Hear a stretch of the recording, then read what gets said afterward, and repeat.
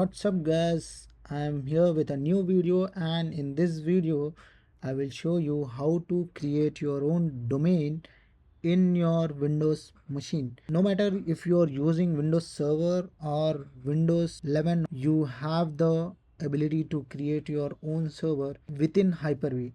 So if you're not aware what Hyper-V is, it is basically a virtual machine, you can say, which will be hosted on your physical machine.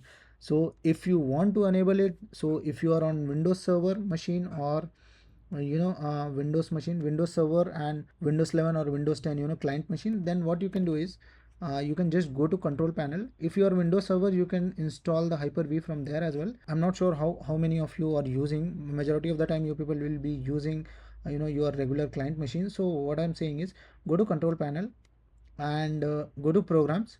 Once you hit on programs, click on programs, and you can see there, okay fine, just click on program and features, and you will see that turn Windows features on or off.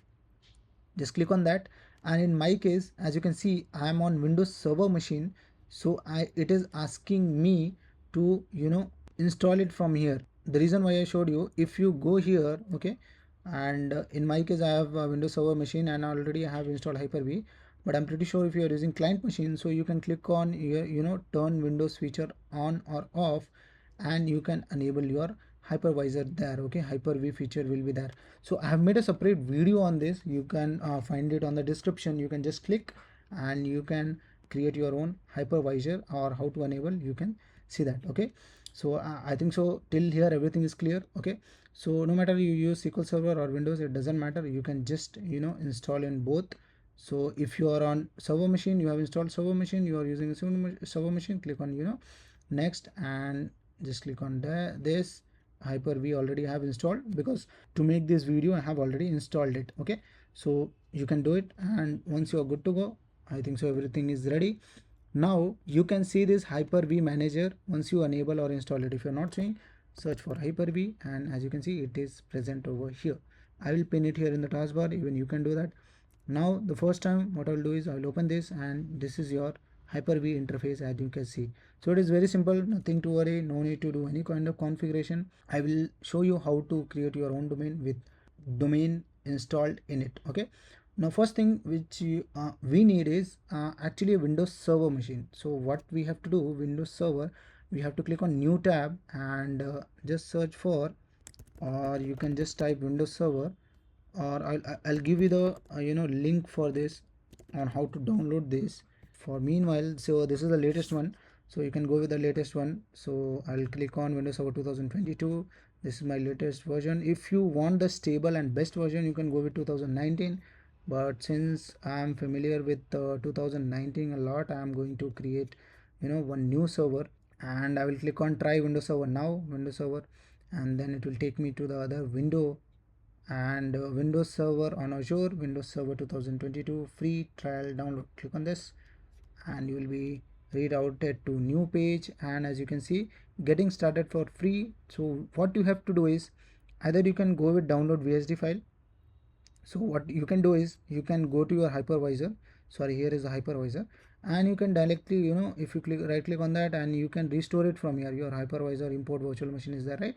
You can do that, but in my case I am showing you the new installation, how to do it. So I'll ask you to download the ISO file. Okay, just click on download the ISO file, and as you can see, so here we have to provide couple of informations to download it. So no matter what you give, Microsoft is not going to ask you anything, so you can put whatever you like. As you can see, the Windows Server trial version will start downloading, and you will be on new page.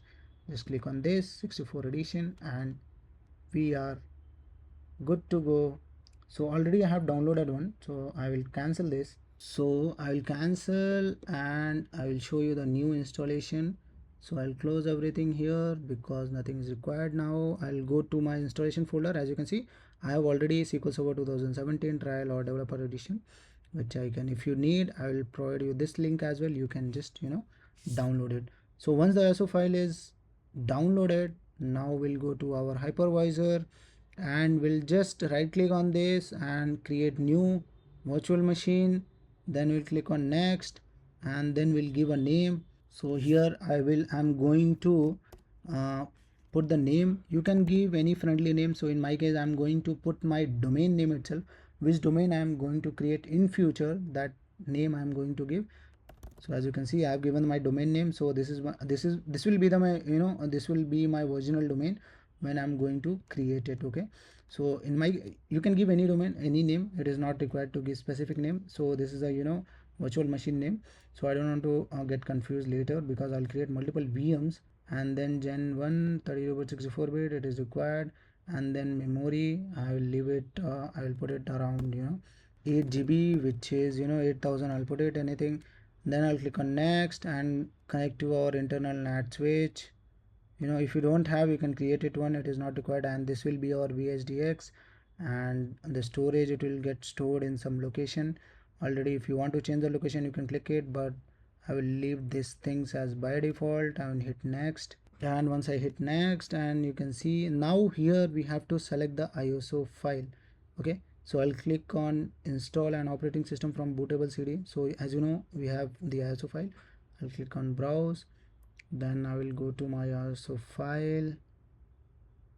In my case, it is under downloads, and I will click on open, and you can see the ISO file has been selected. I'll click on next, and everything will be popped up, and I will click on finish, and here you can see my virtual machine has been created and it is in off state. Now what I will do is I'll double click and I will start this virtual machine, and I will let it boot. Let's see how much time. Okay, it is loading the file since we have selected the, I hope the screen is visible. Now we'll run the installation process. So I'll select everything default, I'll click on install now, and as you can see, the setup has been started. And this time I'm going to select, make sure you select the desktop experience. The reason is, if you select the data, the without desktop experience one, then it will be kind of command interface. So I'm saying, so if you want to go with the UI, select the, if you want the standard one, then you can go with standard, or if you want the data center, you can go with data center as well.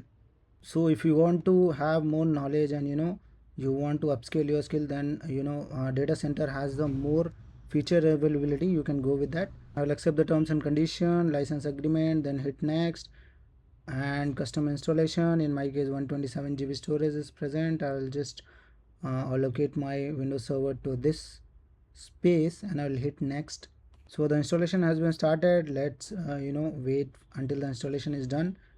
As you can see, the installation is successful, and now it is going to restart. So I will hit restart. So don't press anything, otherwise it will start rebooting again.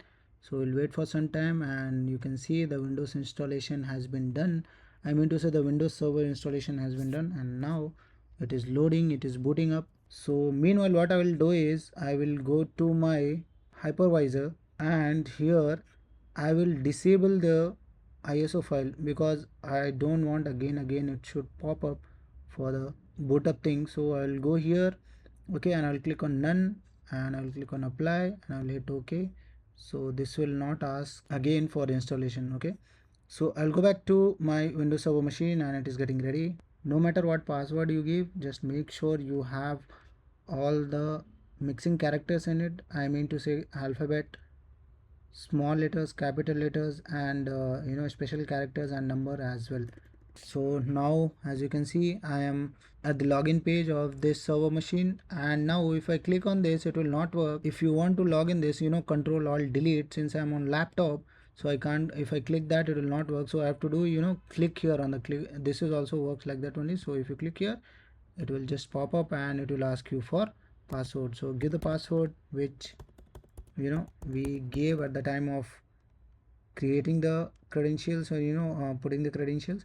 So I give the password, and as you can see, I have successfully logged into my machine, Windows Server machine. I hope until this everything is clear, and you don't have any further questions or problems. If you have, please comment it down.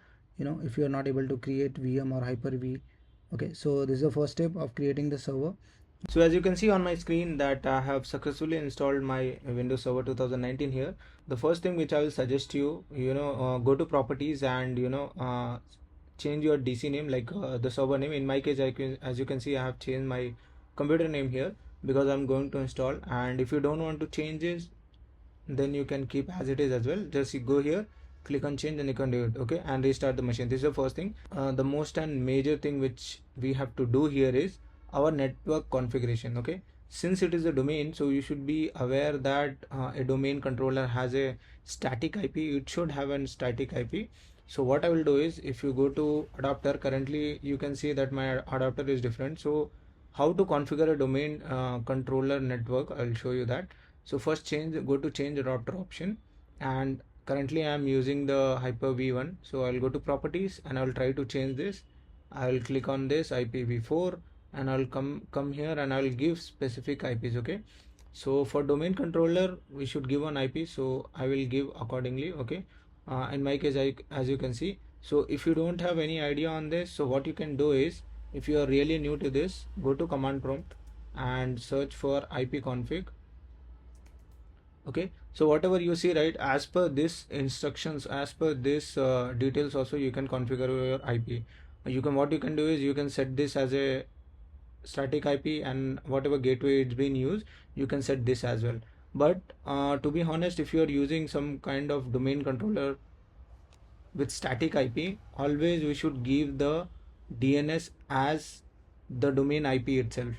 I'll show you how, what I'm trying to say. Now I'm saying that, okay, for this particular machine, use this IP. Okay, I will say that 160 192.168, I'll say that 2.10. Okay, so this will be my primary IP, and for subnet I will put 24, and default gateway. So as I was saying, if you are creating a domain, so always the default gateway will be the IP itself, the domain IP. So in my case, we have not configured the domain IP, but I am going to create here. Once we configure the domain controller, I mean, to once we install the DNS and all, it is going to configure automatically. Okay, so in my case, as you can see, either you can give a loopback IP, so even this will work, 127.0.0.1. Otherwise, if you don't want to give this, you can give this same IP as well. Okay, both are same. Okay, so in my case, what I will do is, I will put the IP so that it should not create a confusion. So I'll put that, use this as a domain controller, and I will give one particular IP. Okay, so as you can see, I have given the IP address. So this is the first thing which generally we have to do once you are before creating the domain. So click on OK, hit OK, and our network has been completely changed. So don't worry about this, the internet is not going to work, so we'll discuss further on this. Okay, so now we have one static IP for our this machine, where I'm going to install our domain services. So what I will do is, now I will move further with the installation of Active Directory, that is DNS. So what I will do is, I'll just minimize this. Okay, once everything is set up, so what I will do is just click on the server manager. Okay, so if you are not finding it, search for server manager, and this is the application. So once this is come up, so what you have to do is click on add roles and features, and just follow the wizard whatever it says. So click on next, then role based features. Then as you can see, my IP is here, and I will click on next. Then here you have to select the second option, Active Directory Domain Services. Click on add feature and hit next. Then nothing to change here, hit next, and restart the destination server automatically if required. Okay, so I'll select this, I'll click on install. So it is going to take a bit time, so let's wait until the installation is done, then we'll come back. As you can see, the installation has been done, and configuration required, installation succeeded on DC. Okay, this is my machine name, so hit close, and then we'll configure our domain. So I'm going to create one domain, so just click on this flag icon, as you can see here on the top. So as you can see, the promote this server to a domain controller, click on this and just follow the wizard. So we have three options. So in my case, as you can see, that I'm creating a new domain. If you have an existing domain, if you want to join, you can do that. If you want to create a new domain with an existing forex, you can do that as well. And as you can see, the third option, which is for fresh domain installation, so I will give one domain name here. So in my case, as you can see, I will put this and I will say that local. Okay, so once this is set, I'll click on next. So here you can see we have couple of things to do, so don't change anything here. So by default it is set to max. Okay, so just give a password for this DSRM password. So we have to give one password for this, so I'll provide the password here. So once this password has been set, click on next and then click on next. Then it will configure the NetBIOS. So generally it will take your the domain name, as you can see. So .local has been avoided, so just leave it default and click on next. So everything is default, click on next and go. As you can see, we have all the details what we are going to install here, and hit next. As you can see in the prerequisites check, there is an error which says that giving a domain name with just number, it is not valid. So what I have to do, I have to change this, so I can't just give the number. So I thought that numbers will be applicable, so I'll just go back and I'll give one different name here. So I'll just click on next, previous, and here I will give some different values instead of number. So as you can see, I have given the vidc.local. Now I'll click on next and everything will be pretty same, so no changes here. So automatically it will do that, just follow the wizard. So as you can see, now again we have here vidc, the NetBIOS domain name is configured. Now hit next. So as you can see, now the prerequisites has been passed, and now if I click on install, our domain services will be installed. So just wait for some time, just give it a time, and once the installation is done, then your domain controller is ready. So as you can see, the domain Active Directory domain services has been installed, and now it is asking for restart. So we'll hit close and we'll restart, and we'll see that our domain services has been configured or not. So here on my screen you can see that our domain services has been configured, and I am into my domain administrator account, as you can see. So now I'll log into my domain by using my credentials. Okay, so I hope I have given some wrong credentials. Okay, fine. So we have successfully logged in here, and I'll show you the domain. So as you can see, this is the way how to create your domain. So I'll just minimize this, and if I go to my server manager, I'll show you the IP and domain configuration. Okay,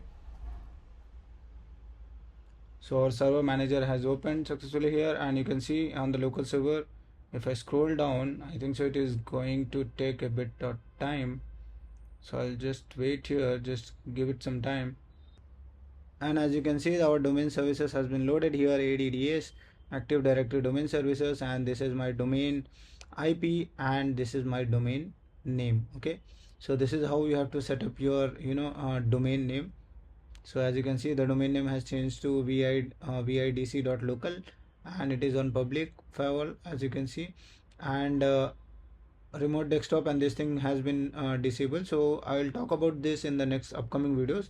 So in this video we have learned how to create our domain and how to configure the network and all those things. In upcoming videos I'll show you how to create client machines and join that client machine to our domain and create users and admin and all those things. And also I will show you how to configure DHCP server and network routing as well. Okay, so that we can connect to our public network. So this is how we have to create the domain services. Okay, if you have any doubt, please feel free to comment down below. I'll be happy to help you. So we will see you in the next upcoming videos.